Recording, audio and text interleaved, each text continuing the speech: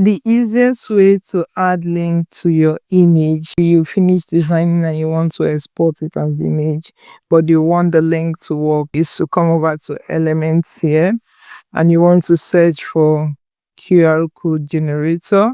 You want to paste that link into the QR code generator and you click on generate code. It's going to generate this code for you, which you can place in a different part of your design. You can put an arrow to tell people to scan this. If you want to still edit this further, you can click on the edit and go into the QR code to customize it further. Maybe reduce the border lines and all that.